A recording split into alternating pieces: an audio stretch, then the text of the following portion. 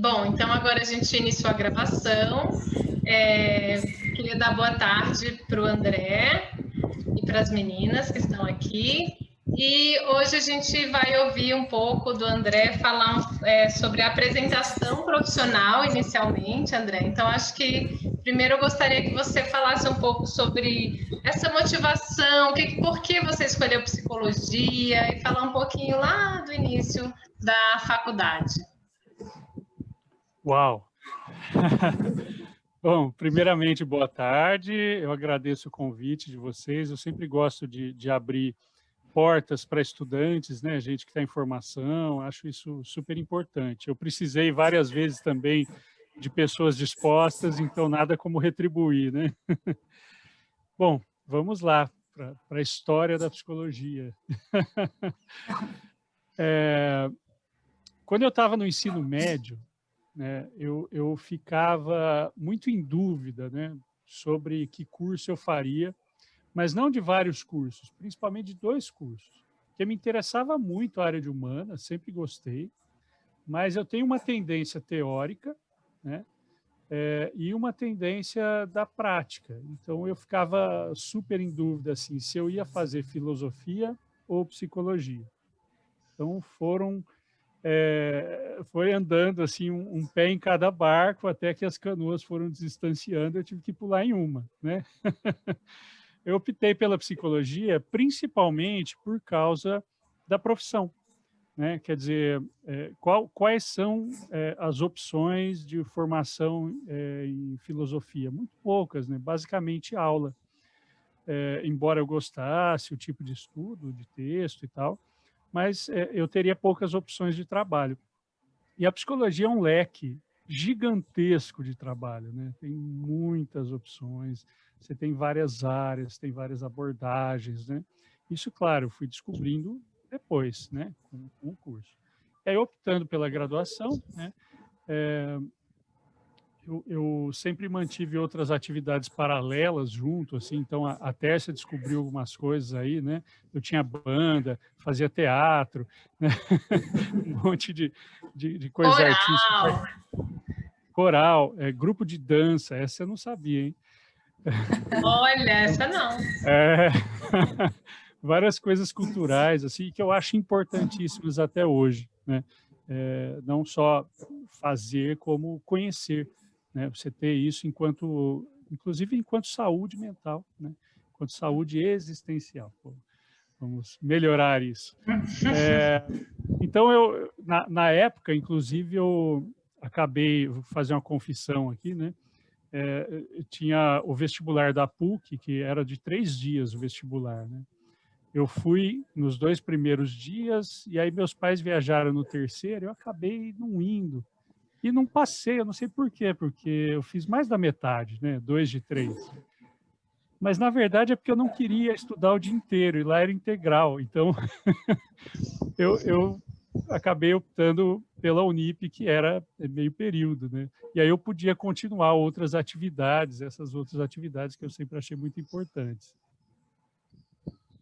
Aí, é claro que no decorrer do curso, a gente vai conhecendo, descobre que tem outras abordagens, né, que a gente não sabia, vai descobrindo.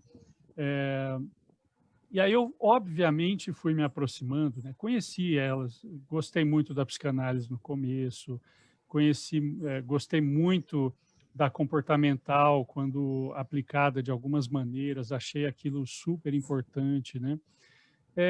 Mas com o tempo foi inevitável, aquela dúvida, né? A outra canoa da filosofia que ficou lá atrás, ela começou a se aproximar de novo, eu falei, poxa vida, mas precisava, né, juntar essas duas coisas. E aí fui conhecendo algumas abordagens que se aproximavam mais da filosofia, que é o caso, primeiramente a gente conhece o humanismo, né, as abordagens humanistas, que fazem algumas citações, e aí quando a gente conhece a fenomenologia, você fala, opa, eis algo que muito parecido com o que eu queria, né? E aí a gente vai vendo que a fenomenologia tem várias referências de filosofia e não de psicologia, né? Autores com uma linguagem muito diferente do que a de outras abordagens da psicologia, né? E aí a gente conhece o existencialismo, que aí é mais um pé na filosofia ainda, né? E isso foi muito importante conhecer. Claro que na faculdade eu tive muito pouco, né? Então, muito rapidamente, uma professora que citou um pouco mais, mas a gente vai atrás das referências, né? A gente vai buscando aquilo que nos atrai. Gente, tá dando um eco na minha voz aqui agora. Agora começou. É. Querem tirar o microfone, vocês, pessoal? Vou pôr no mudo aqui para ver se melhora. Ok. Qualquer coisa... agora tá ok. Qualquer coisa, então, vocês abrem o microfone, falam, se precisar eu fecho aqui também, para não dar isso. Então, aí eu fui naturalmente me aproximando, né, das leituras, fiquei sabendo que havia cursos sobre isso, textos, professores, né? E aí, no último ano da faculdade, eu tinha já essa tendência, gostava. Tinha uma professora que passou Sartre, era uma professora psicanalista, né? Mas ela dava teorias e práticas, né? Não me lembro o nome da disciplina. Mas ela passou o texto O Existencialismo e o Humanismo, do Sartre. Poxa, era aquilo, né? Falei, é isso que eu quero. E aí, no último ano, uma outra professora que entrou, na verdade, entrou substituindo uma que saiu, né? Porque ela tinha acabado de passar um doutorado na Unicamp, ia ter bolsa, não podia mais continuar lecionando. E uma que veio de São Paulo para substituí-la, que estava dando aula num curso de formação em existencial em São Paulo, né? E aí, no último ano, foi ela que orientou a supervisão da gente, a gente foi entendendo melhor como é que se aplica isso, porque até então era uma lenda, né? Você só ouve falar e tal, mas e aí, o que que eu falo, o que que eu faço, o que que eu pergunto, né? E aí, com a supervisão, isso ficou bem mais claro, né? E aí eu fui fazer esse curso em São Paulo, né? Um curso de formação em 2 anos, curso do Angerame Camon, né? Fiquei fazendo a formação. No final do curso, ele acabou me convidando para participar, durante o curso, né? Participar de congressos, capítulos de livro, e eu fiquei também lecionando nesse mesmo curso, né? Por um breve período de 11 anos e meio. Aproveitando sua pausa para a água. Diga. É em São Paulo isso, André?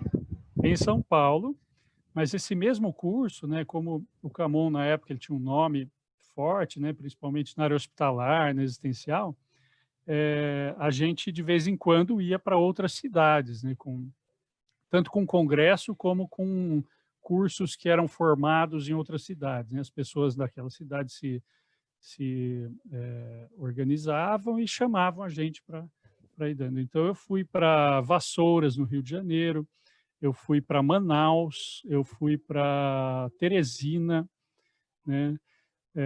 Acho que tem mais uma ou outra aqui que eu não estou lembrando, mas essas foram as principais. Assim. Não chegou a concluir nenhum curso lá, mas a gente foi para esses lugares. E aí, é claro, né, quando você dá aula, você aprende 5 vezes mais, porque você tem que ler muito, né? Você tem que se preparar. Você fica pensando, mas se alguém me perguntar isso, se alguém perguntar aquilo, né? Então, você acaba lendo várias vezes a mesma coisa, todo semestre, todo ano, né? Toda vez que tem turma nova, você tem que rever todo o material, reorganizar tudo. Então, é uma reciclagem constante da aula, né? Nesse meio tempo, eu entrei no mestrado, né? No mestrado, eu fui orientando do Mauro Amatuzzi, né? Que foi uma grande aprendizagem também. Aí, o mestrado na PUC, voltei. Consegui a bolsa, né? Porque pagar não havia a menor condição, né? Então, consegui uma bolsa integral. E foi um grande aprendizado. Foram 2 anos também de trabalho, 2 anos e pouquinho, até a defesa, com um tema que até hoje eu uso, né, em atendimento, em palestra, em divulgação, que é o sentimento de inadequação, né? Inclusive, hoje à noite eu vou participar de uma live com a Virgínia Suassuna. Sabe o Instituto Suassuna? Que vende vários cursos online, assim. Ah, não conheço, não. Tem que Não, divulgar isso. Divulga, Hoje. André, pelo amor de Deus. soltei no Instagram já agora. Ah, eu sou Soltei no péssima de Instagram e no redes Facebook. sociais. É que a live é pelo Instagram, né? Não Que tem horas que como. é? Ah, mas eu fiz um Instagram só para assistir a essas lives especiais, porque eu não Legal. entro, mas quando tem algo que me interessa, eu vou lá. Às 19 horas, é isso? 20 horas. 20 horas. Isso. No E vai ser Instagram em qual dela, que é Instagram? @Virginia Suassuna, tudo com S, tá? Já vou anotar aqui. Você busca no meu Instagram lá, tanto o pessoal, né, com meu nome, como o Torres Psicologia, vocês vão encontrar lá a divulgação. Então, oi? Não, pode falar. Ok. Então, esse foi o tema do mestrado, né? Hoje a live vai ser sobre isso, porque é um tema que foi interessante, porque toda vez que eu menciono, às vezes só de falar o nome, só de explicar um pouquinho, né? Já as pessoas imediatamente se identificam, começam a contar várias situações que passaram, sentimentos, etc.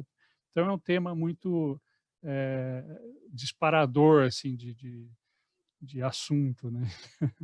Então, Assim, não, e é interessante esse tema, porque ontem eu estava preparando um trabalho para um outro estágio, né? Que eu estou cursando 3 estágios esse semestre, e um deles eu estava estudando justamente a questão da ansiedade, e aí, por conta do assunto, caí na TCC.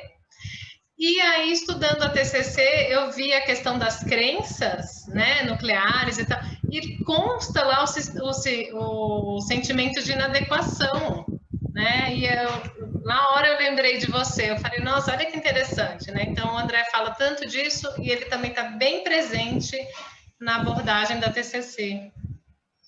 Exatamente. Inclusive, o termo é mais utilizado na área da comportamental, né? O que eu fiz? Eu fiz uma releitura do tema, uma releitura fenomenológica, né? Porque eu não, na época, não encontrei definição clara do que seria isso, etc. Eu falei, não, então eu vou partir das vivências, né? Do que se fala sobre, que hoje, né?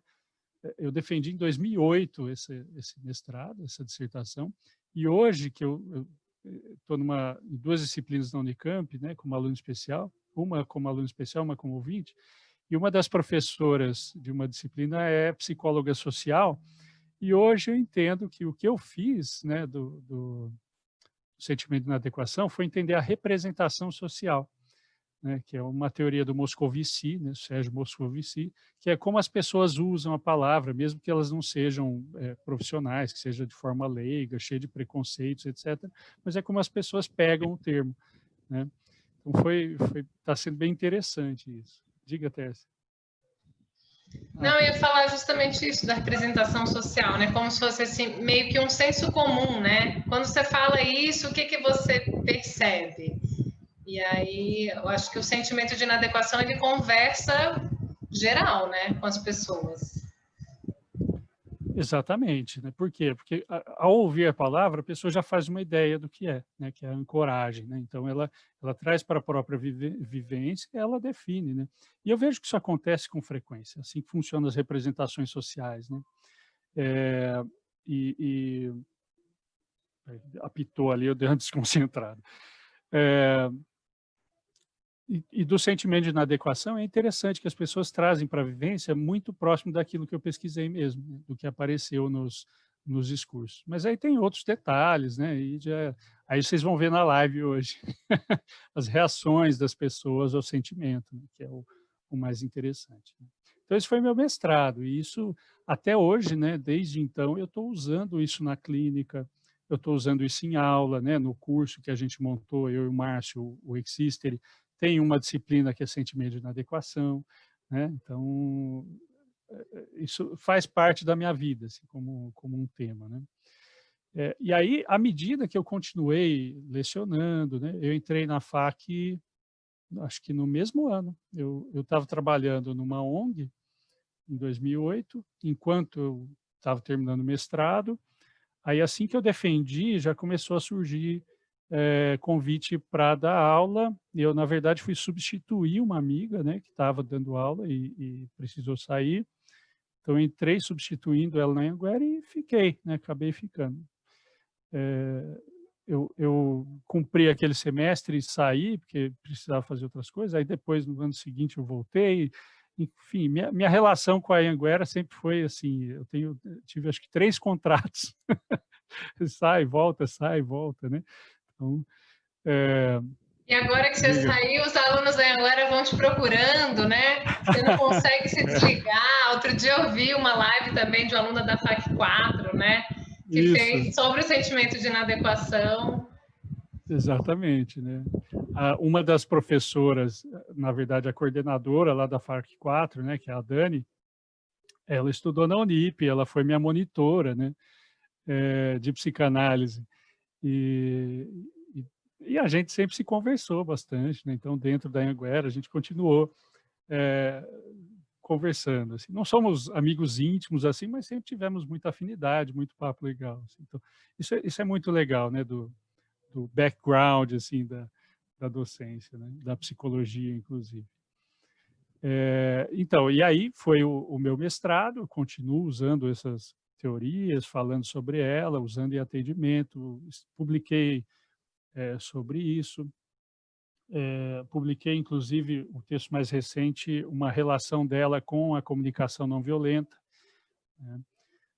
Que é um tema que eu fui estudando também, algo que apareceu, achei que fazia sentido, fui atrás, fiz curso, li, pratiquei, etc. Hoje também está na minha prática, em palestra, em aula, também está no nosso curso, né? Que é um tema muito procurado pelas pessoas. Dei muito treinamento para a equipe, principalmente na área social, né? Como é que a gente faz isso, tal. E aí, aos poucos, eu fui me aproximando, né? Me reaproximando da filosofia, de novo, né? Foi então que eu falei, agora não vai ter jeito, agora vamos juntar as 2 canoas, fazer uma lancha, né? E aí eu fui cursar a graduação em filosofia mesmo, né? Eu terminei em 2016. A vantagem é que eu fiz à distância, eliminei um monte de disciplina, né? Porque já tinha no mestrado, já tinha na graduação. Eu fiz em pouco tempo, muita leitura, eu já conhecia muitos autores lá, que o pessoal dava nó na cabeça, Heidegger principalmente. O pessoal ficava, mas como assim? O que é isso? O que ele está falando aqui? Eu já conhecia. Então foi uma grande vantagem, né? Eu consegui terminar tranquilamente, assim, claro que é trabalhoso, tem que ler bastante, fazer os trabalhos, TCC, tudo, né? Mas valeu a pena, valeu a pena. Eu percebo que foi interessante insistir na graduação, né? Uma segunda graduação, porque eu queria isso mesmo, base, né? As pessoas, eu sempre estudei a fenomenologia, que é uma teoria crítica, né? Ela critica várias outras teorias, várias formas de se fazer ciência, e eu aprendi a crítica. Mas chegou um determinado momento, eu falei, mas eu preciso aprender também o que está sendo criticado, né? Então, queria estudar o básico, assim, de lógica, de positivismo, sabe, dessas coisas que a gente não curte muito, né? A gente quer se afastar, mas eu achei que era importante e foi muito bom, né? Que aí eu entendi a crítica com mais liberdade. E muita gente na época falando, meu, para, que graduação, vai fazer um doutorado na filosofia, né? Vai atrás disso. Eu falei, não é isso que eu quero base. Valeu a pena, foi muito bom mesmo. E aí hoje eu vejo essa prática integrada, assim, né? Eu não sei se essa é a minha história, né? Hoje todas essas áreas foram convergindo, né? Hoje eu estou vendo que eu tenho uma atividade bastante harmônica, assim, tanto no atendimento clínico, né? Que eu tenho na minha clínica, o estudo que sempre estou sentindo, eu sinto falta de estudar, eu falo que eu emburreço quando eu não estudo, né? Chega a hora, eu estou atendendo a pessoa, não sei o que falar, eu não estou estudando. Então, eu preciso estar sempre estudando, né? Então, agora eu consegui esse semestre, estou participando de 2 disciplinas na Unicamp, ver se eu consigo um doutorado lá, que faz muita falta, né? A gente está reciclando. Montei o curso, né, junto com o Márcio, saí daquele curso do Camon e montamos o nosso próprio aqui, em Campinas, né, que era uma ideia de fazer no interior, né, para as pessoas daqui. A gente sabe que é difícil o pessoal daqui para São Paulo, muitas vezes, e está sendo legal, assim, conseguir unir todos essas áreas da minha vida, né? Não sei se era até aí a resposta da pergunta, mas foi até onde eu cheguei. Você foi além, né? Porque você fez outra graduação, então você trouxe essa parte acadêmica também. Meninas, vocês sabem, se vocês não me pararem, eu vou colocando aqui. Eu também. Então. Em relação a outra abordagem, você falou que você se interessou inicialmente pela psicanálise, né? E aí depois também você trouxe de novo esse contato estreito com a psicanálise. Você acha que ela conversa um pouco com a fenomenologia existencial? Deixa eu até aproveitar e fazer um esclarecimento que eu acho muito importante. Fenomenologia e filosofia existencial são áreas da filosofia. Portanto, elas conversam com qualquer ciência, não só a psicologia, por exemplo. Na Unicamp, tanto aqui em Campinas como em Limeira, você tem grupos de estudo de fenomenologia em geografia, né? Por exemplo, para falar do espaço, não como espaço exato, objetivo, mas o espaço enquanto vivência, né? Olha que interessante, super legal. Então, a fenomenologia e o existencialismo conversam com diversas ciências, né? A psicologia mais naturalmente, porque o próprio Husserl, né, da fenomenologia, falava de uma psicologia fenomenológica, de como ele imaginava que deveria ser. Vários autores do existencialismo tiveram alunos psiquiatras, né, que foram fundando linhas diretas de prática, né, o caso do Heidegger e o Boss, né? Então, o Boss leva o Heidegger, acho que na Suíça, na Alemanha, não me lembro, nossa, deu branco agora, Zolikon, cidade de Zolikon, para falar diretamente, conversar com psiquiatras, né? E fazer uma crítica à ciência ocidental, positivista, etc. Então, você tem uma influência muito direta. Agora, a psicanálise especial, na época, eu gostei muito dos textos do Freud, né? Que o Freud ele foi aluno do Brentano, que é um primeiro autor a elaborar o conceito de intencionalidade da consciência, né? O Brentano que influencia o Husserl, e o Husserl formaliza a fenomenologia. Mas Brentano foi professor do Husserl, do Freud, da galera da Gestalt, né, da psicologia da Gestalt. Então, ele influenciou muita gente, né? Então, você percebe que há uma tendência fenomenológica muito forte no Freud, né? E isso não tem nada a ver com abordagem psicológica, é um jeito de pensar, né, de olhar para a realidade e dela trazer a teoria, e não o contrário. Aprender a teoria e aplicar na realidade, né? Então, essas são as influências. Então, sim, elas se conversam, assim como conversa muito com a comportamental. Eu já vi muito artigo dentro do behaviorismo, de pessoas que estão estudando comportamental, sobre Merleau-Ponty, né, que é um dos filósofos que eu gosto bastante. É um fenomenólogo existencial, né? Então, ele fala de comportamento. E aí tem um ponto importante, né? Quando a gente fala em existência, nós estamos falando de tudo isso. Estamos falando de comportamento, estamos falando do mundo, estamos falando da sociedade, da política, estamos falando de sentimentos individuais, pessoais, estamos falando de traumas de infância, estamos falando de ansiedade, de sintomas psiquiátricos, estamos falando de tudo isso, porque tudo isso está na existência. Sentido, né?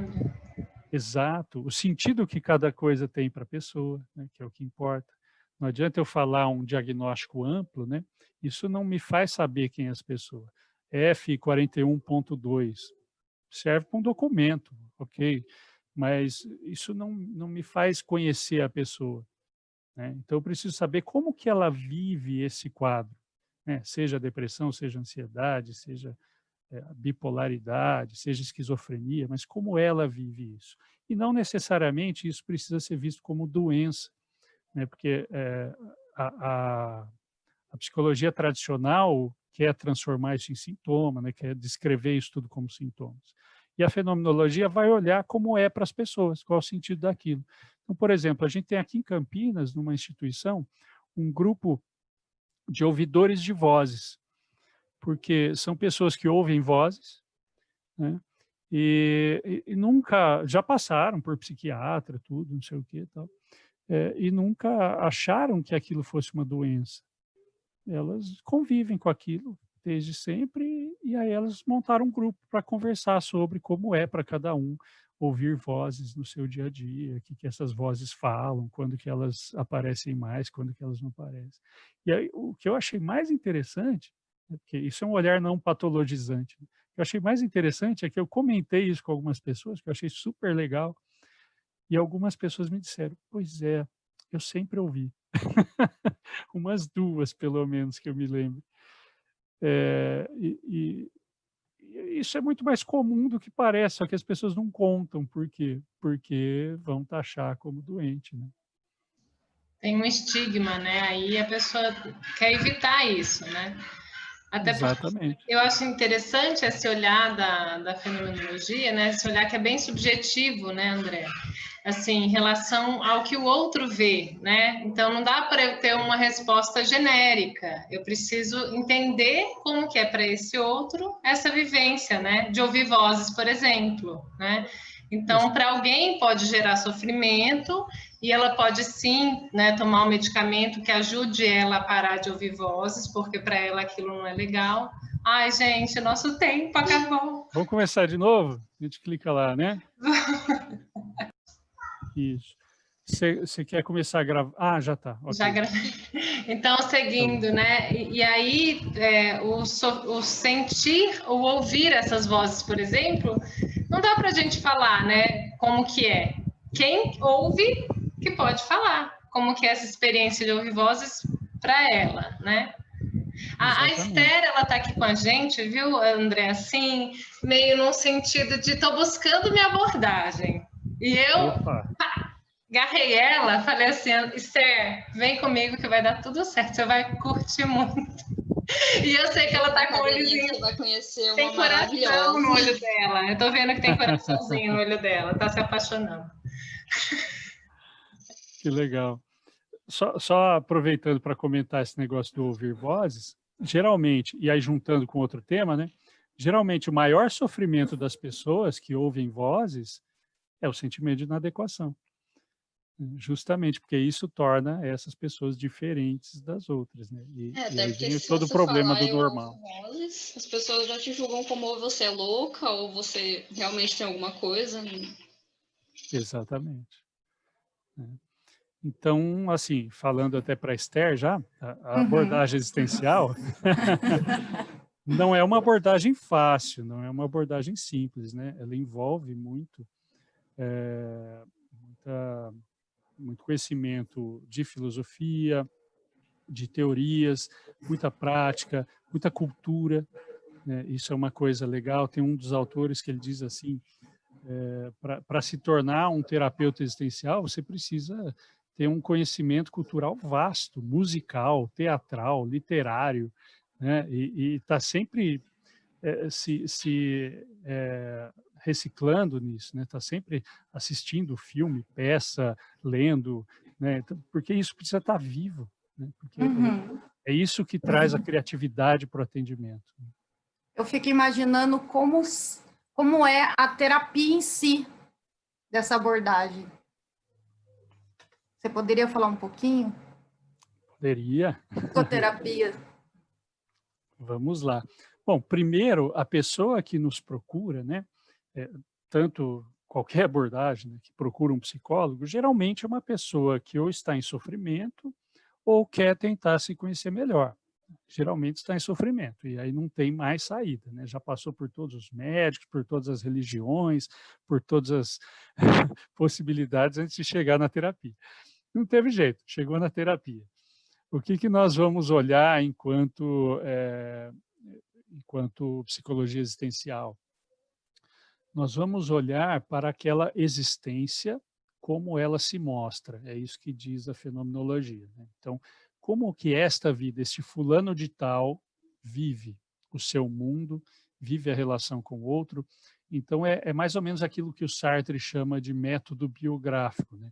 Você vai fazer uma biografia da pessoa para saber dela por ela mesma, né? Não dizer, olha, você está com sintomas, precisamos tirar esses sintomas. É isso que a pessoa quer, claro, mas a gente vai precisar ajudá-la a perceber que esse sintoma não é uma coisa que entrou na cabeça dela, um vírus, não é a ação genética de nada, mas esse sintoma é uma derivação da relação dela, corpo, subjetividade, mundo, outro, né? Então, como é que se dá essa relação? Muitas vezes, por isso que eu gosto muito do Merleau-Ponty, porque ele fala principalmente sobre percepção. Então, é um corpo que percebe, é um corpo que pensa, é um corpo que sente, sempre numa situação, uma relação com o mundo. Então, eu não posso ignorar nem o mundo e nem as características pessoais. E esta pessoa foi desenvolvendo o seu jeito de viver no decorrer da vida toda dela. Então, eu não vou achar uma causa para os sofrimentos. Eu vou entender que isso que ela vive enquanto sofrimento está acontecendo agora. Não preciso descobrir de onde veio.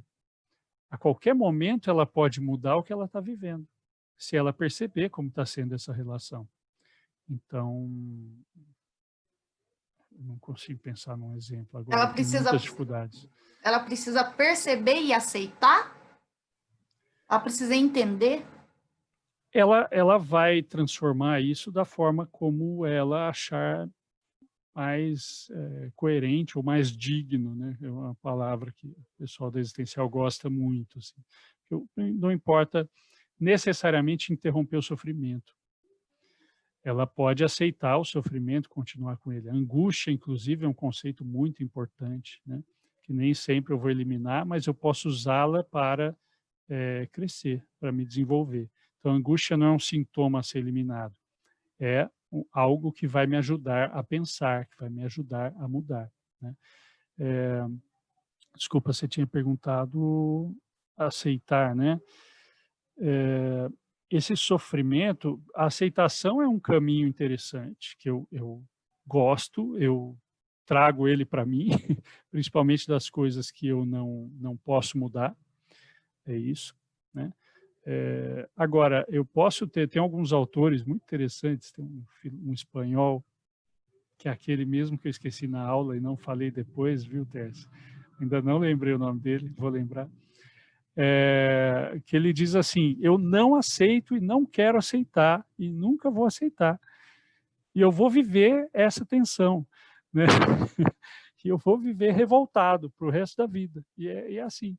Quer dizer, ele se cria no mundo como uma pessoa revoltada, rebelde, indignado, e quer estar sempre assim. Esse é ele, essa é a personalidade dele. Mas é autêntico. E é uma aceitação. É uma aceitação dele enquanto revoltado, né? Que ele não aceita. Aceitação de não aceitar. Eu acho que quando ele traz essa não aceitação, na verdade, vem do eu não vou me resignar com isso, tipo, poxa, né? Mas eu vou viver com isso, né? Mesmo com raiva, mesmo sofrendo, porque, inclusive, eu costumo falar muito, né? A gente já conversou sobre isso, André, a questão desse mundo que a gente vive, da ditadura da felicidade, né? Então, assim, é importante todo mundo ser feliz, né, o tempo inteiro. E as redes sociais bombam muito por causa disso, né? Uma questão aí de uma normose, um molde, né, de normalidade, um molde de felicidade, e as pessoas têm que se adequar a esse molde pronto, né? E aí, no curso, né, a gente percebe que a ideia é a gente quebrar esses moldes, né? É a gente se libertar e falar, eu não vou entrar no molde, eu vou me construir, eu vou fazer minha moldura se eu quiser, né? Se eu quiser dar um contorno para o meu sofrimento, para o meu jeito de ser, mas é meu, tem o meu jeito, a minha cara, enfim. Exatamente. E aí que a psicologia existencial se aproxima muito de algumas linhas da psicologia social, por exemplo. Quando questiona esses moldes, né? Quando questiona por que eu tenho que ser assim, né? Então, você pega autores como Martim Baró, por exemplo, né? Ou até Paulo Freire, que é uma das referências do Mauro Amatuzzi, né? No livro. o Resgate da Fala Autêntica, está lá um capítulo inteiro de Paulo Freire. Porque a ideia é que muitas vezes sair do sofrimento é muito mais se libertar do que se adequar, né? Por isso que o sentimento da adequação faz todo sentido aí, né? E eu consultei aqui, eu colei enquanto você fazia a pergunta, e o nome do autor é Miguel de Unamuno, é um filósofo espanhol. O livro dele mais conhecido é Do Sentimento Trágico do Mundo. Então, os autores falam muito disso. A vida é trágica, o mundo é trágico, e isso não vai ser bonitinho, né? Assim, a sua vida termina com a sua morte, não tem final feliz. Né? Então, nós não vamos mudar isso, não vamos entrar nessa felicidade tresloucada. Rubem Alves dizia muito isso, fala, pessoa feliz é pessoa idiota, né? Então, pérola, como que é? Concha feliz não faz pérola, né? Você precisa ter um sofrimento, você precisa aceitar essa tragédia que a vida nos traz, né? Então, eu vejo nesse sentido uma maturidade existencial muito grande nesses autores, né? Nós não estamos prometendo falsas felicidades ou ideais, né, que as pessoas vão atingir, vão alcançar, segredos, técnicas, né, cura, a ideia de cura. Não, nós vamos partir da aceitação da vida como ela é, mas não a vida como a sociedade diz que deve ser, né? A gente tem que sair desse deve ser para né?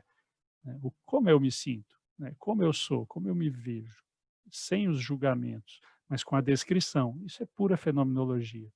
A fenomenologia não explica, não julga, ela observa e descreve, né? Sem parcialidade. Quer dizer, parcialidade até existe, né? Mas assim, sem definir um que é um correto, o que é um incorreto. Então, na prática, só para complementar, né, a sua pergunta, na prática, a gente vai questionar muito as pessoas, né? Voltando para, mas como você vê isso? Mas você acha que precisa disso mesmo? Quando que você se sente mais assim? O que está acontecendo ao seu redor, né? Não é só algo que nasce em você.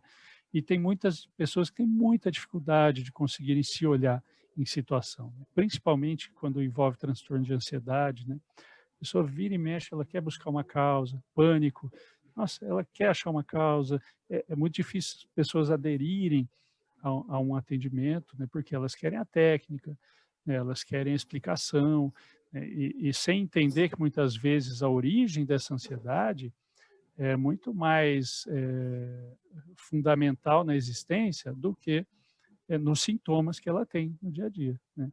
Então, muitas vezes as pessoas não aderem num primeiro momento porque precisa haver algum amadurecimento para reconhecer que ela não vai viver feliz para sempre. Ela vai precisar encarar esse trágico. E as pessoas não querem ouvir muito sobre isso. André, e quando aparece a transferência contra a transferência, como que lida a abordagem existencial? Interessante, porque quando o Freud formula os conceitos de transferência e contra-transferência, apesar de haver que eu vou dizer assim, uma certa formalidade nisso, né? Ele está só reconhecendo uma coisa que é natural, que as pessoas se envolvem, né? As pessoas têm sentimentos pelas outras, independente da relação social e formal que elas têm entre si, né? Seja de analista-paciente, seja de aluno-professor, seja de amigo, né? As pessoas vira e mexe têm sentimentos. Então, tem pessoas que chegam, e isso é engraçado, em supervisão, né? Eu dou bastante supervisão. Muitas vezes as pessoas, os recém-formados, vão se confessar, assim, puxa, eu atendo essa pessoa, eu não gosto de atender ela, aí, será que estou fazendo alguma coisa errada? Não, são sentimentos, né? Quer dizer, você pode não simpatizar com alguém, não tem problema. Isso não quer dizer que você vai ser ruim fazendo o seu papel profissional, né? Você não precisa amar todo mundo, né? Então, a transferência contra transferência, na fenomenologia existencial, são coisas comuns, né? E nós não precisamos ter um formalismo sobre elas. A gente pode dizer exatamente o que pensa e sente sobre a pessoa e sobre si mesmo, né? Do tipo, olha, por exemplo, tá, vou pegar um existencial que já está bem, né, bem corrido na estrada, que já está já soltou os freios, por exemplo. Ele pode dizer para uma pessoa assim, olha, eu acho muito chato quando você fala desse assunto. Você já falou disso tantas vezes. Eu sinto sono. Você... Por exemplo, Mauro Amatuzzi às vezes dá umas dessas, né?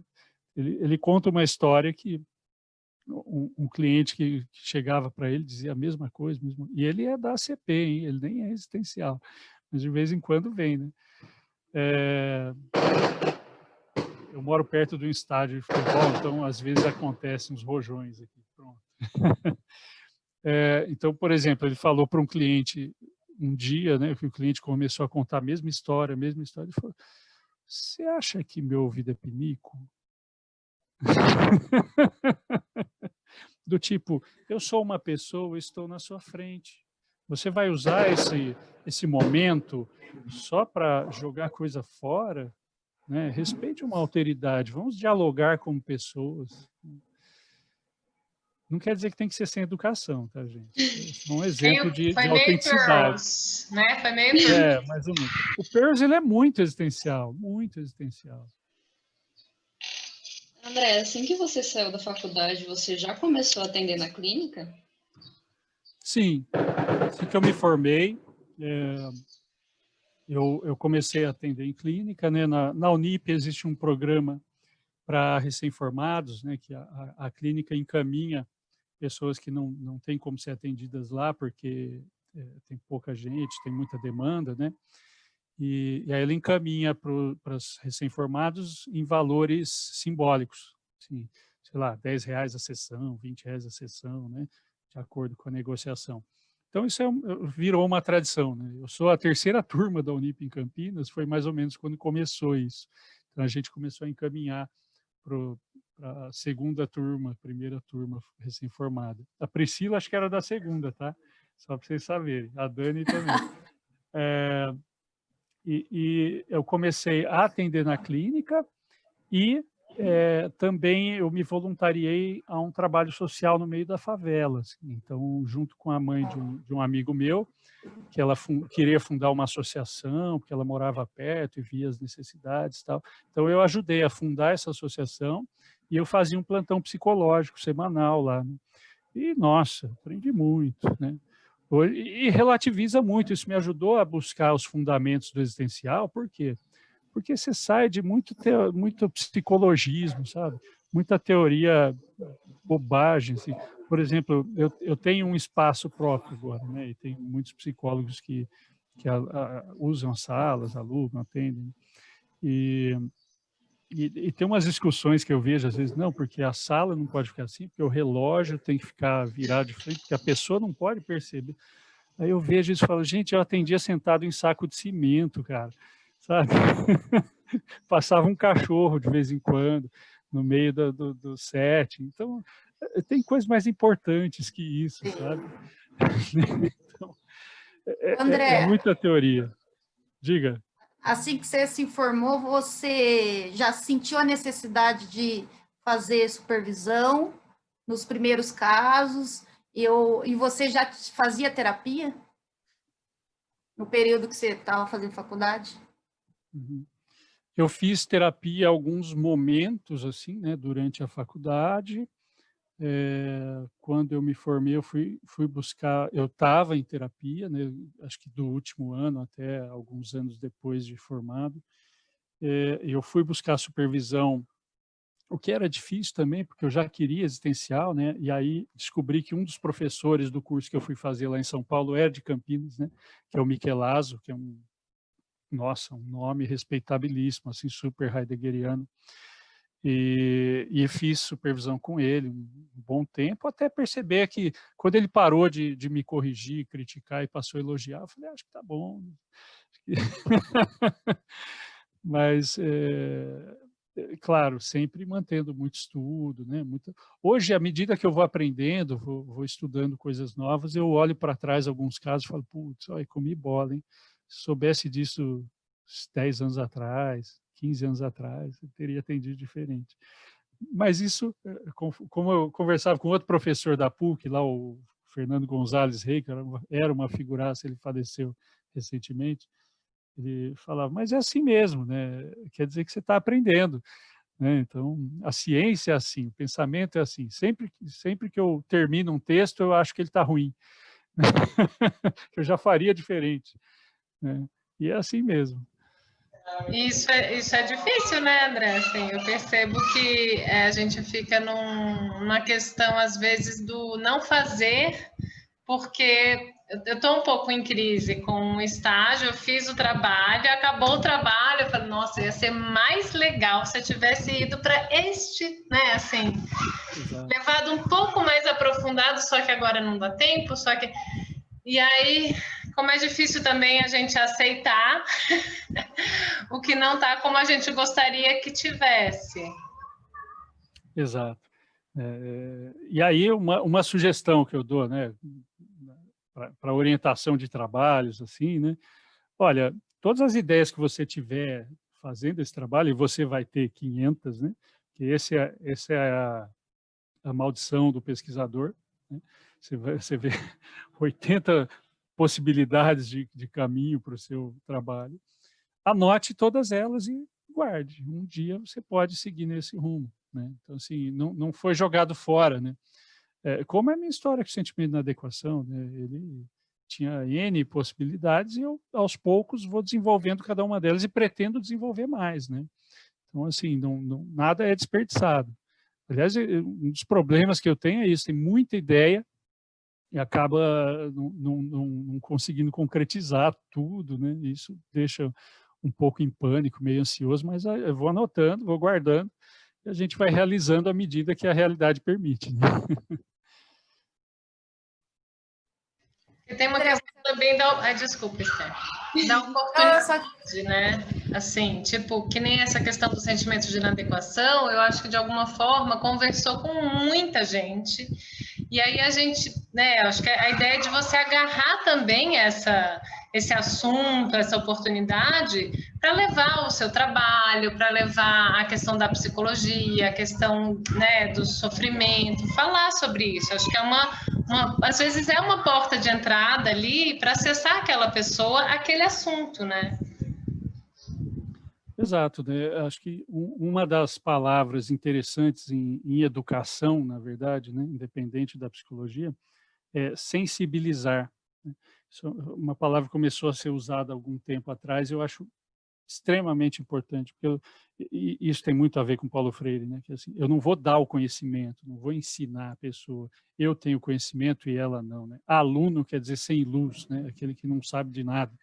E o professor que tem o conhecimento deposita o conhecimento no aluno, que o Paulo Freire chama de educação bancária, né? Eu faço o depósito do conhecimento.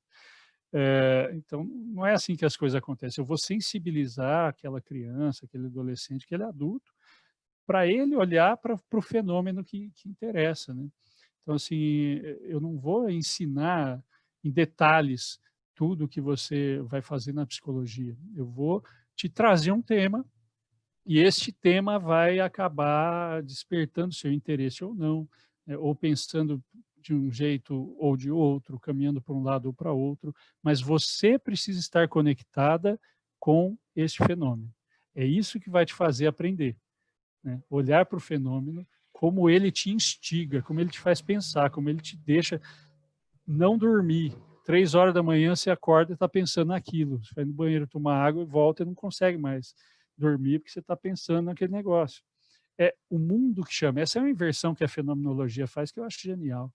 Não é você que escolhe o que você vai pensar, são as coisas que escolhem que você vai pensar nelas. Assim, elas atraem a sua consciência, isso é a intencionalidade da consciência, né? Ela é que chama, o mundo é que chama. Então, uma inversão que o Heidegger coloca, eu acho fundamental. Ninguém escolheu psicologia porque num catálogo, né, de currículos, etc., aquilo parecia mais coerente com a seu teste de personalidade, etc. e tal, vocacional, não sei o quê. Não. Você achou em algum momento a psicologia interessante, você quis conversar com alguém que estudava, você foi buscar na internet, você assistiu um vídeo, você leu um artigo, você pegou uma revista sobre o assunto, você entrou nos cursos para ver como é que é. A psicologia foi chamando. Tanto que, né, anos depois, se você não fizesse, você ia continuar pensando, pô, eu devia ter feito psicologia. É a história da filosofia na minha vida. Anos depois, não sou eu, é a filosofia, enquanto fenômeno. Puxando um pouquinho disso sobre o pensamento, você já teve algum caso que não te deixou dormir, que você ficou preso ali tentando pensar o que você podia fazer para ajudar? Conte o seu maior desafio, digamos assim. Acho que o que acontece geralmente, né, é que assim, no dia a dia você acaba lembrando, pensando, né, que é justamente a existência. Eu estou existindo, estou indo nos lugares, estou pensando, estou lendo, estou assistindo coisa, e aí vem uma, nossa, olha, podia falar tal coisa para pessoas, do nada. Né? Agora, casos assim que mexeram mais, geralmente são casos em que você tem ideação suicida, né, tentativa de suicídio, que são casos que mobilizam bastante a gente, né, em termos de preocupação, de querer resolver, isso é inevitável. Isso é uma coisa que eu falo em aula, né? Falo assim, enquanto filósofo, eu só observo a pessoa até ela morrer, né? Pular do prédio, tal. Olha só, a pessoa se matou. Enquanto psicólogo, eu não quero que ela pule, né? Então, eu tenho um valor, né, moral enquanto um cientista que atua para mudar a vida das pessoas. Não posso ser meramente descritivo sendo psicólogo. Enquanto filósofo, sim. Enquanto psicólogo, não. Então, geralmente, quando envolve isso, a gente fica muito mais preocupado, engajado. Então, assim, dependendo do caso, eu falo para a pessoa, falo, olha, eu vou deixar o meu celular ligado de noite, se você precisar, me liga, eu mando uma mensagem, etc. E aí eu fico em estado de alerta, né, com o celular do lado ali na mesa, e muitas vezes o que é mais interessante, né, o fato de eu falar isso já faz com que a pessoa não precise me ligar, né, porque ela já sentiu que tem um apoio, e muitas vezes elas relatam isso. Agora, tem caso que a pessoa liga. E aí, você tem que estar lá, né? Então, assim, infelizmente, eu tenho um bom número aí com esses casos, né? Mas, infelizmente, eu tive um caso de suicídio, né? Um cliente que eu estava atendendo e, no decorrer do processo, ele, de fato, cometeu suicídio. Esse eu não dormi por um bom tempo, né? Me fez retomar algumas leituras sobre o assunto, principalmente o Camus, né? O mito de Sísifo. A família quis conversar comigo depois. Nossa, foi dificílimo. Foi um dos momentos mais angustiantes que eu passei. Assim. Isso foi muito bom em termos de... Não que foi bom ele morrer, lógico. Mas, assim, a gente aproveita sempre o sofrimento para essa maturidade, para esse desenvolvimento. Uhum. Já teve algum caso, André, que você não deu conta e teve que transferir o caso? Algumas vezes acontece, assim, não é uma questão de dar conta, eu acho que é uma questão de... A gente tem limites, né? Tanto nós quanto a outra pessoa.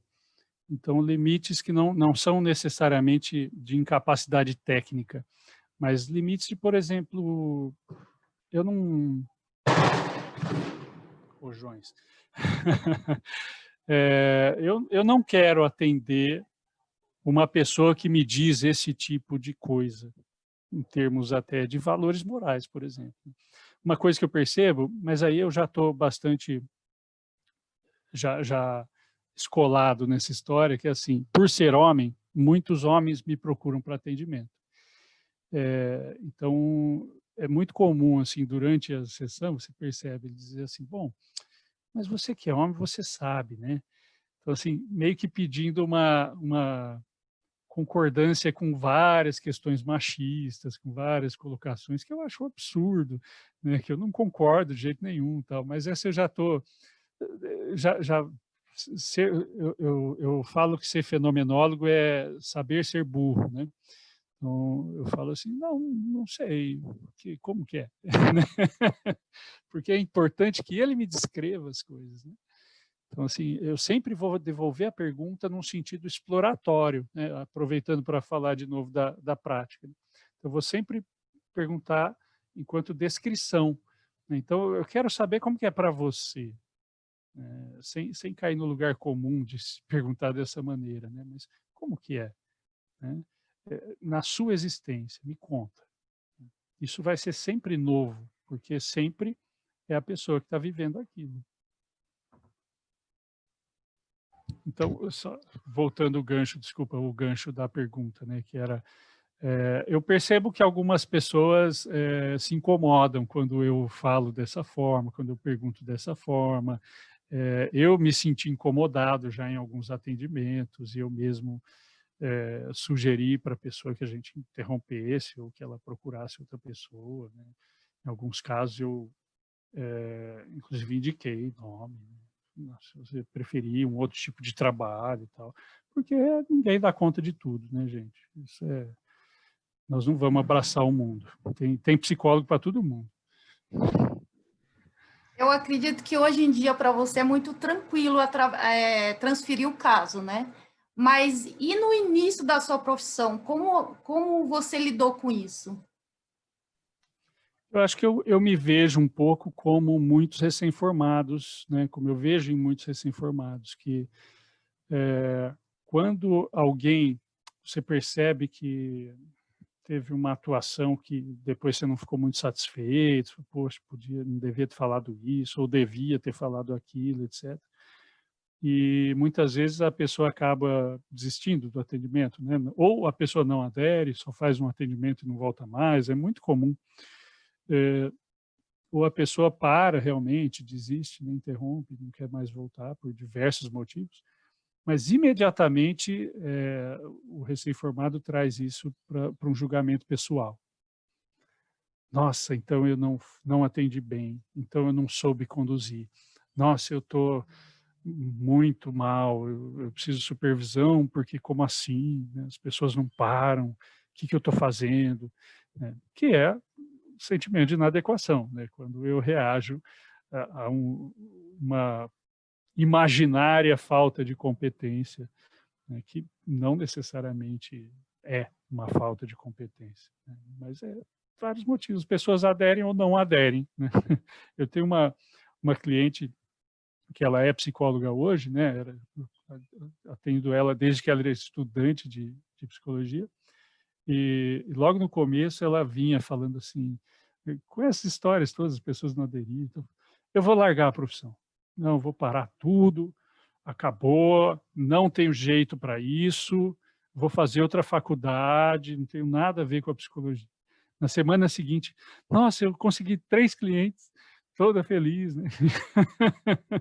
Então, a gente traz isso para uma questão pessoal, né? É humano, né, gente? Nós somos humanos, estamos trabalhando com humanos, né? Então a gente não pode acreditar, e esse é um outro ponto da fenomenologia, não existe neutralidade. Nós estamos todos envolvidos com esses sentimentos, com essas expectativas, com esses medos, né, essas inseguranças, né? E é assim que a gente vive, a gente tem que lidar com isso. Não adianta querer ignorar isso, né, fingir que não existe, passar por cima, e achar que vai ser perfeito em um mês de formado. Eu ia justamente pedir para você falar um pouquinho sobre essa questão da visão de homem e mulher, né? Porque agora a gente fala assim, e de mulher na abordagem.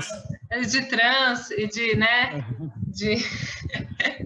De todas as pessoas na abordagem, assim, como enxerga, né? Você já trouxe bastante isso, mas se tem alguma coisa que te chama mais atenção, assim, que você acha que vale a pena falar, que você acha que se diferencia?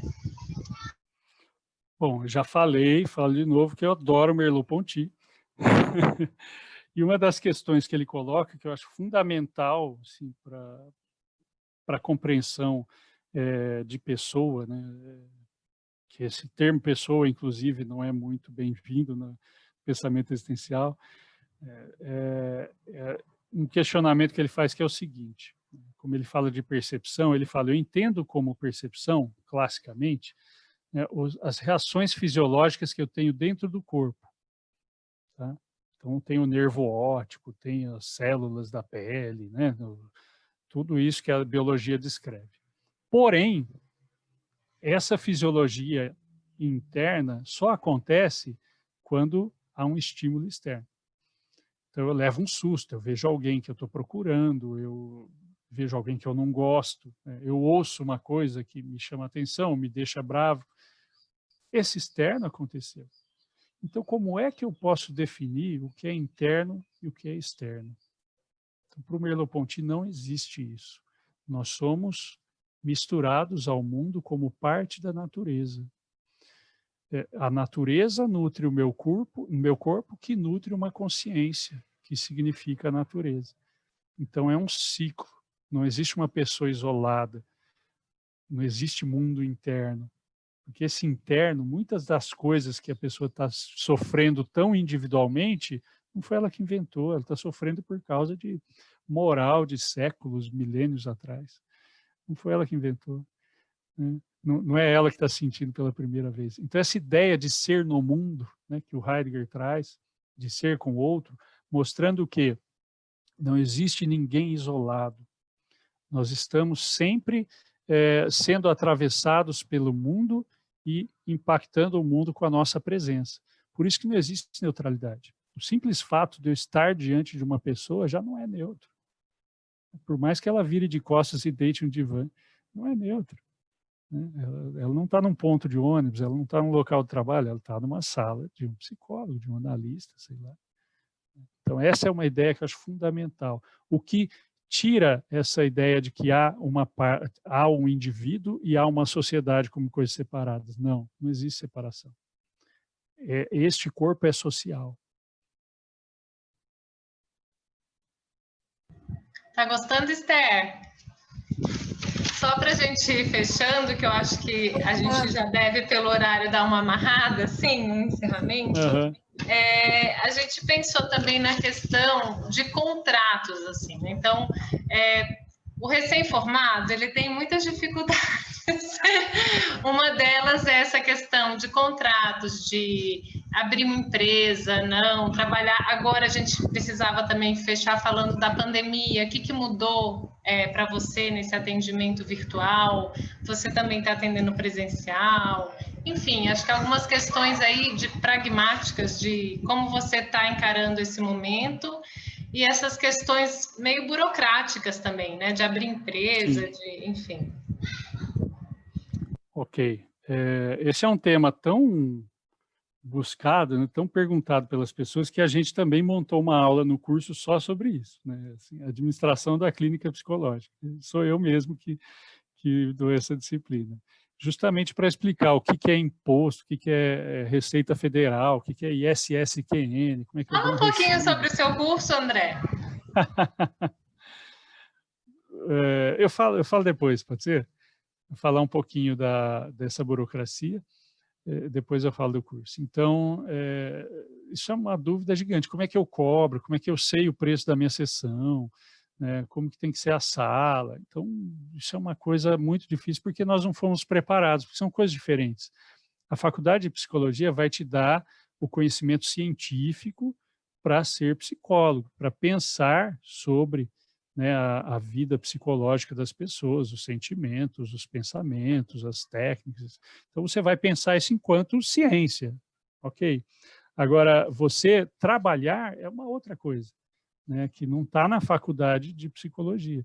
Então, assim, você vai ser autônomo, é o padrão, né? Geralmente eu quero atender numa clínica, etc. Hoje mudou bastante, né? Hoje você tem ofertas de emprego para psicólogos, coisa que era mais difícil antes. Você tem psicólogos trabalhando dentro de empresas, né? Que é o mais comum, que mais contrata. Você tem as OSCs, né? Agora não chama mais ONG, agora é Organização da Sociedade Civil, né? Que é da área social, que contrata bastante gente, né? Então, a relação do psicólogo com o mundo do trabalho vem mudando bastante. Assim. E você tem a possibilidade de abrir uma microempresa, né, que é o meu caso também, justamente para facilitar essa burocracia toda. Tem muita burocracia para o trabalho autônomo, né?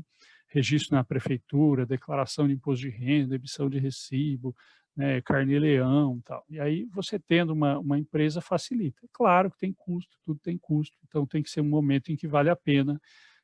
Você, por exemplo, vai ter que pagar um contador todo mês, né? Então, tem várias possibilidades de trabalho. Assim. O que eu acho muito legal, em qualquer momento, assim, acho que é um jeito de trabalho interessante, a clínica a gente geralmente busca, mas é legal você ter um outro trabalho complementar, assim, de 20, 30 horas, e também a clínica. Por quê? Porque você não fica isolado na clínica. A clínica é muito solitária, né? Ela acaba provocando uma certa alienação, né? Dependendo, você se afasta do mundo. Então, você ter outras vivências, seja um outro trabalho que não tem nada a ver, por exemplo, né? Sei lá, eu lembro da Vanessa, que estudou comigo, era bancária, e à noite ela estudava, ela atendia, até chegar um momento em que ela conseguiu sair do banco, porque ela conseguiu fazer a clínica andar, né? Então, é importante ter esse tipo de relação, ou lecionar e atender, ou estar numa instituição social e atender, né, na escolar, na empresa e atender. Então, é muito interessante isso. Então, como eu falei, esse é uma das aulas, né, um módulo que a gente acabou colocando no curso por causa das dúvidas todas que vinham. E serve para várias coisas. E o nosso curso, né, ele se chama Existere. Então, vocês podem ver lá no www.existere, com X, né, existere.com.br. Tem toda a nossa grade ali, a nossa disciplina, né? Tem um professor da disciplina que estou fazendo na Unicamp que ele falou, não gosto da palavra grade, vou chamar de grelha, porque lembra churrasco. Grade lembra cadeia. Então, vocês vão ver a nossa grelha curricular. E está sendo bem interessante. Assim, a gente começou em 2017, estamos na 3ª turma, que a Tércia faz parte, inclusive. E estamos tendo procura assim, para novos, porque é uma preocupação nossa proporcionar uma formação legal assim, para quem está começando, né? Quem está no último ano, quem já se formou. Então, a gente mostrar finalmente o que é fenomenologia, o que é existencialismo, qual a diferença para o humanismo, que isso é uma coisa que eu tenho que explicar sempre. Né? Eu não sou humanista. Né? Como assim, não? Então, é uma longa história, vamos lá. Tenho muito a ver, etc., mas não é exatamente a mesma coisa. Então, a próxima aula da Tércia, inclusive, é sobre isso. Né? As aproximações e divergências entre o pensamento existencial e a psicologia humanista. E você tinha perguntado também da pandemia, né? Desculpa, o contrato foi uma outra pergunta. O contrato, ele não precisa ser um contrato formal, assim, com o cliente, tá? Assinado em papel, etc., porque acho que isso é uma adesão que nem sempre é necessária. Se você achar importante, quiser se proteger, tem muitos psicólogos que fazem isso, né? E aí tem alguns itens importantes no contrato, por exemplo, como que é o rompimento, como que é o pagamento, né? Isso pode ser verbal, como pode ser, de fato, assinado em papel, com uma via para cada um, reconhecido em cartório, etc. E tal, né? Toda a burocracia aí. Mas geralmente ele é verbal, geralmente é um acordo verbal sem muita necessidade de ser tão formal assim. E sobre a pandemia, o que aconteceu? Né? Eu nunca parei de atender presencial, desde o começo. O que aconteceu foi que as pessoas preferiram se manter no online, né? Justamente para não correr o risco, porque, queira ou não, uma sala onde várias pessoas entram e saem, há um risco de contaminação. Porque eu não quis parar o presencial, porque algumas pessoas não conseguem, nas suas casas, né, nos lugares que elas tiverem, manter a privacidade, né, para a gente poder garantir o sigilo, né. Mesmo o conselho tendo autorizado, eu preciso me preocupar com o sigilo, e a pessoa muitas vezes não pensa nisso. né? Então, eu falava, mas você consegue? Né? Então, eu tenho algumas clientes, por exemplo, que ela nunca deixa marcado, porque ela tem que ver quando que o marido vai sair, para ela poder agendar naquele dia, naquele horário, né? E tendo agenda, a gente consegue encaixar. Tem outros que a gente dá a dica, fala, olha, vai dentro do carro, né? Você vai lá na garagem, dentro do carro, faz a sessão dentro do carro, para ninguém ouvir. Ou então, manda todo mundo para um lado da casa, você vai para o outro lado da casa, né? Se é um apartamento, geralmente é assim que funciona. Então, a gente vai usando algumas técnicas aí. Eu nunca parei de atender presencial, mas, claro, eu sempre sugeri que fizesse online. Mas o que eu faço? Eu vou para a minha sala para atender online. Vocês veem que eu estou aqui em casa, né? Minha esposa está aqui, minha filha está fazendo aula no quarto. Tal. Eu não posso atender alguém aqui, assim, né? Então, aqui eu não tenho como garantir a privacidade. Eu vou estar falando, a pessoa vai estar falando. Então, eu vou para a minha sala, no consultório, deixo tudo fechado, a plaquinha atendimento, e lá eu faço atendimentos online, garantindo aí da minha parte, né, a privacidade. Mas quando começou, eu falei, eu vou atender presencial quem preferir, quem não puder fazer online, que eu falei, poxa vida, eu sou um profissional da saúde, caramba, eu tenho que lidar com uma pandemia, honrar o meu diploma, né? Lembrar aí dos cuidados, me atualizar, acompanhar as orientações de fontes científicas, né? E me preparar e vamos lá. Então, muita coisa mudou, a gente faz atendimento de máscara, até comprei um jaleco, fiz uma postagem esses dias, eu nunca usei jaleco, quase 20 anos que eu atendo, nunca usei jaleco, nem na faculdade, né? Agora estou usando. Paciência, faz parte, né? Porque é recomendação da OMS. Então, a gente vai seguindo isso, né? Então, a pandemia mudou num seguinte sentido, né? Teve uma semana, aquela primeira semana, tudo parou, inclusive eu parei, não sabia muito bem o que fazer, e aos poucos a gente achou que ia ficar 15 dias em casa e pronto, né? Tudo voltaria ao normal. E aos poucos algumas pessoas foram querendo voltar, fazer online, se adaptando, né? Teve gente que prefere online hoje, né? Que fica mais objetiva a sessão. Tem gente que não gosta, não se adaptou e abandonou a terapia. Tem gente que não gosta, mas acabou se adaptando. E aí comecei a ter algumas evasões, mas também algumas procuras, né? Então, tem gente que eu comecei a atender que eu nunca vi presencialmente, porque já foi online direto, né? Desde o começo. Então, e agora está sendo o online uma modalidade comum, né? Então, eu tive muita gente na clínica, né? Falei que eu tenho um espaço também. Muita gente entregou sala, falou, olha, eu não vou mais alugar sala porque eu vou só atender online agora, né? Eu não tem que pagar sala, não tem que cuidar, não tem que limpar, né? Então, você reduz para caramba os seus custos, né? Ah, mas se tiver alguém que não pode online, eu não atendo, encaminho para outro. Ok. Né? E eu fiquei com uma curiosidade agora, que não tem nada a ver com o que você estava falando, mas eu fiquei pensando como que é para você fazer o processo de anamnese. Você faz isso numa primeira sessão? Porque a gente aprende, né, assim, contrato, né? Como que é isso na fenomenologia, no existencialismo? Ou no André? Não sei se é da abordagem ou se isso é seu, enfim, né? Porque eu acho que tem isso também, né? Depende do profissional, como que ele lida. Eu vou responder no André, porque acho que é o único que eu sei de cor mesmo.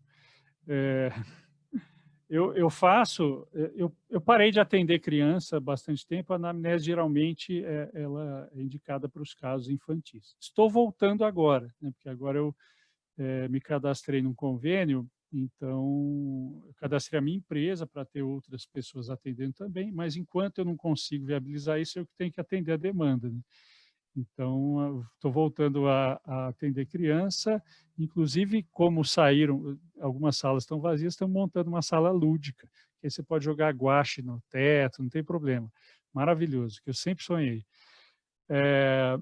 Então, o que eu faço com a anamnese? Eu não coloco isso como uma obrigação rígida, assim, eu vou fazendo à medida em que eu vejo necessário.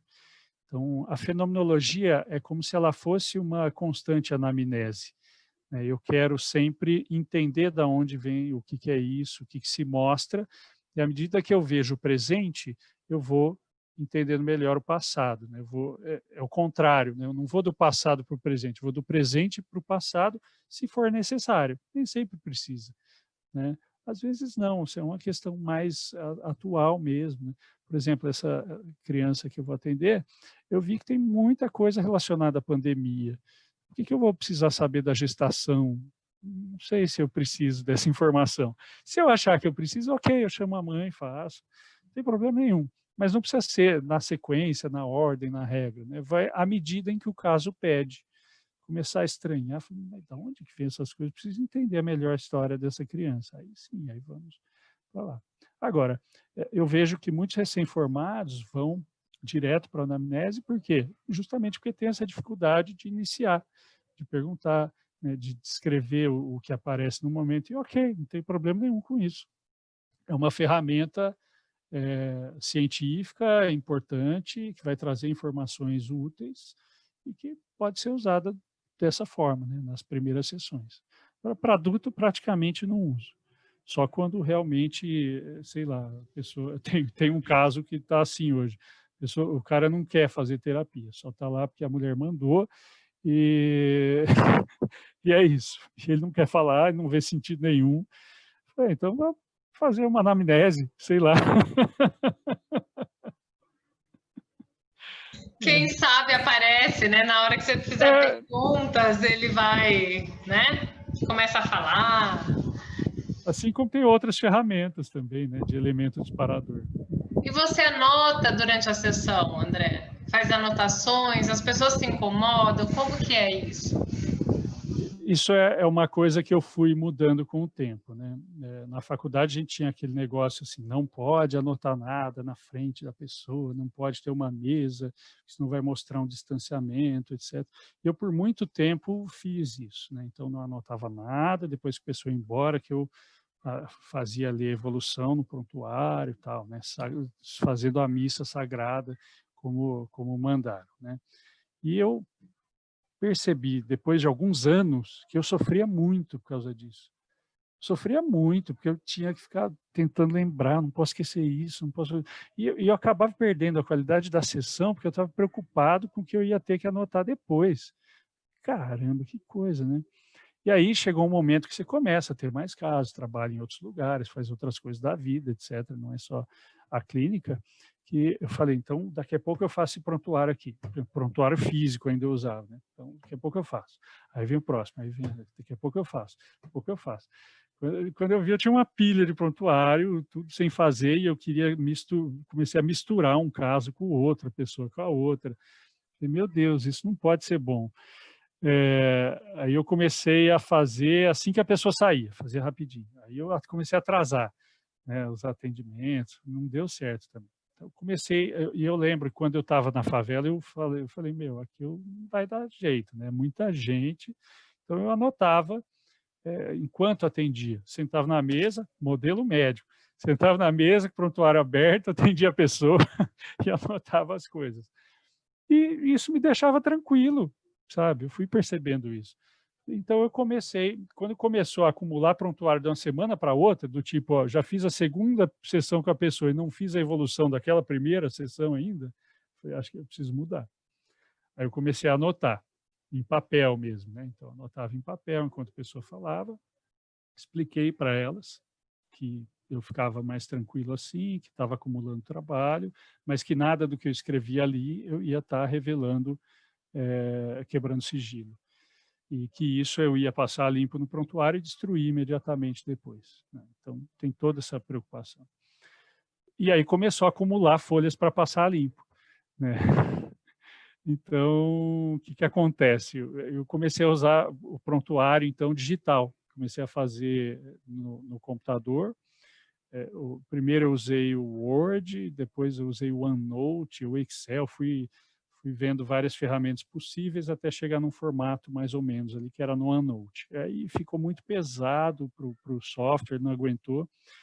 Eu, então, passei este ano, gente, ó, comecei a assinar um serviço chamado Psychomanager, que é um serviço de prontuários online, que você controla tudo, fantástico. Você controla a agenda, o cadastro da pessoa, presença ou ausência, pagamento, quanto que paga, se pagou, se não pagou.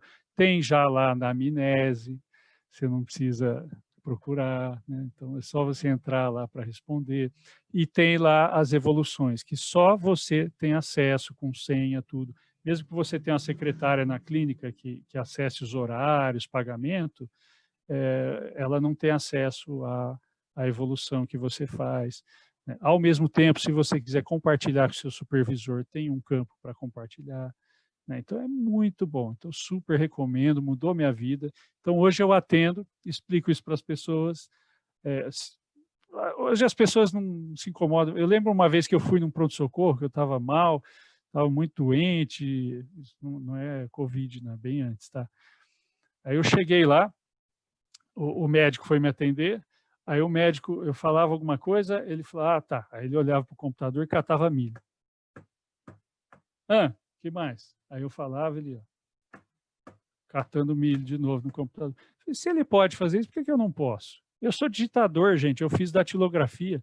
Pô, então, eu ponho hoje um teclado no colo, eu ponho na época, hoje eu tenho um notebook, né? Põe no colo, eu digito tão rápido quanto a pessoa fala, né? Então, facilitou minha vida assim absurdamente. São coisas que a gente aos poucos vai aprimorando, cada um à sua maneira. Tem gente que não gosta. Como eu sei, eu sou digitador, eu digito olhando para a pessoa, não olho para o computador, né? Então, não tenho problema com isso. Outras pessoas pode ser que tenham alguma outra dificuldade, ou não se sintam à vontade. Cada um vai buscando o seu jeito, né? O meu é esse, está funcionando belezinha. Acho que é isso, né, meninas? Querem colocar mais alguma pergunta? Só fiquei em dúvida. Eu queria saber qual o convênio que o André está atendendo. Estou atendendo no Samaritano. Agora vai bombar seu convênio. Eu quero expandir, tá, para outras pessoas. Não, como eu falei, não eu atendendo necessariamente, mas a minha empresa cadastrada, eu já estou com outro psicólogo cadastrado pela minha empresa, né? Então vem atendimentos para eles, né, sob a minha supervisão. Então o que eu faço é... A mesma abordagem.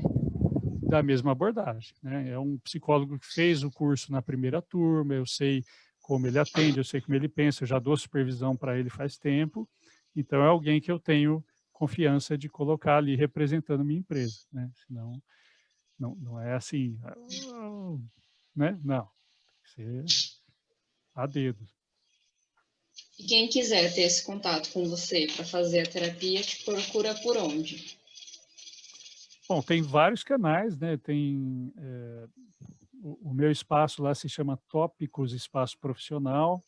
O telefone fixo é 3325-9065. Mas como nós estamos em momento de pandemia, nem sempre tem alguém lá para atender. Então tem um celular, né, com WhatsApp, que é o 199-9901-4822. E ali já tem informação sobre atendimento. Você tem um canal agora no YouTube, né? Agora eu tenho canal no YouTube também. Falta do que fazer, né? Não tem nada para fazer na vida. Vou abrir um canal no YouTube. Está sendo bacana a experiência? O que você está achando? Muito legal. Como eu falei, eu tenho muita ideia, eu tenho muita vontade de falar sobre coisas, então vira e mexe, eu estou publicando artigo em revista, capítulos. Assim. Por quê? Porque eu vejo as coisas, eu quero falar sobre isso. Aí eu percebi que eu não estava dando conta de escrever mais. Falei, então, se eu só ligar a câmera e falar as coisas, é mais rápido, né? Aí não precisa pôr formatação, referência, nada. Só fala as coisas. Vocês procuram aí os autores. Essa aqui, a nossa ideia é subir esse vídeo para o YouTube. Inicialmente a gente vai deixar reservado, mas se você não se opor, a gente abriria para o YouTube, tudo bem? Tudo bem, eu peço inclusive, se vocês permitirem, de colocar no meu canal também. Claro, claro, muito bom. Então tá, obrigada, André. Nada. Foi Eu que maravilhoso. agradeço. Ó, 1h30 de entrevista. Brigadão. Meninas, querem falar alguma coisa? Obrigada por aceitar, obrigada por toda a informação. Eu já era apaixonada, agora eu já quero fazer o curso também. Muito Que bom. obrigada. Por nada. Obrigada, André. Fiquei encantada, viu? Obrigada mesmo. Que bom, gente. Então, eu que agradeço a atenção de vocês, aí a procura. E estou à disposição, gente. Podem me procurar, estou aqui quando precisar, tá bom? Obrigadão. Obrigada, André. Nada.